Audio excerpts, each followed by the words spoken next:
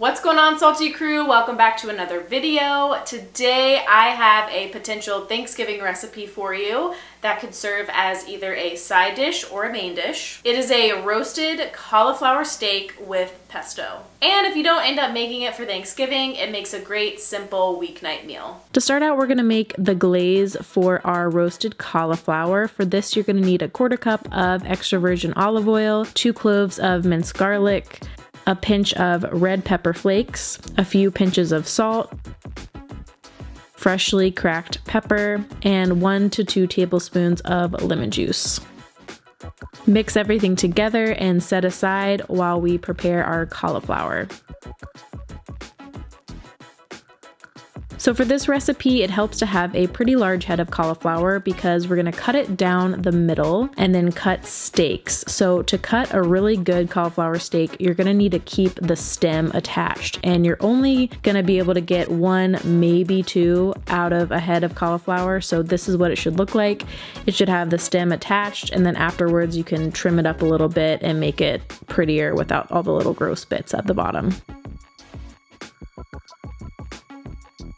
Once you've cut your steaks, you can place them on a parchment paper lined baking sheet and brush your olive oil mixture on top. And I like using a pastry brush for this because it really allows you to get into all the little grooves of the cauliflower. So you're gonna brush one side really well and then flip it over and brush the other side. And you can also top it off with a sprinkle of salt.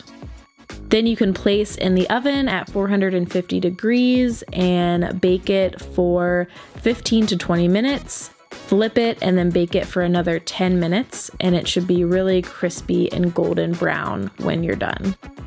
Next, we're gonna make our pesto. For this, you're gonna need 2 cups of packed fresh basil, 1/2 cup of toasted pine nuts,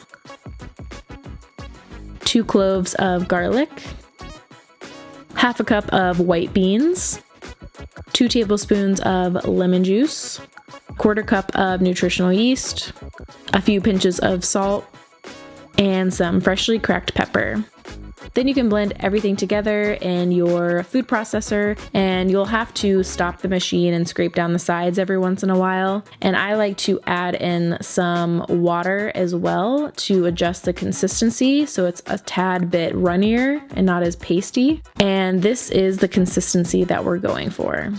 When your cauliflower is out of the oven, it should be crispy and golden brown. And to plate it, I just have it under a bed of sauteed kale. And then I drizzle on my pesto sauce. And I also finished it off with some grape tomatoes for a little pop of acidity and a sprinkle of cilantro because I ran out of parsley. All right, moment of truth. Taste test time. The charred bits of cauliflower mixed with the basil and the pesto, the acidity from the tomato, and then the just rich cheesiness from the kale, so good. If you're wondering how I made the sauteed kale, it is so insanely easy.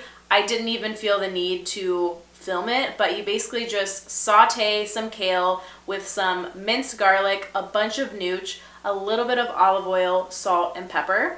And you can add in some water or more oil as you need to. If the pan gets dry, you just want it to be kind of liquidy and just like a cheesy, like cream of kale situation. And at the end, just add a squeeze of fresh lemon juice and you are good to go. I eat kale like that several times a week and it never gets old. Anyway, I hope you guys enjoyed this video. If you did, give it a thumbs up. Comment down below, tell me your thoughts. Are you gonna make this for Thanksgiving? Do you have another recipe in mind? And if you haven't already, make sure that you subscribe to my channel down below by clicking the little red subscribe button. And don't forget to hit the bell icon next to it so you are notified every time I post a new video. And with that, I hope you guys have a great week. Don't forget to take care of yourself, eat good food, and I will see you in the next one.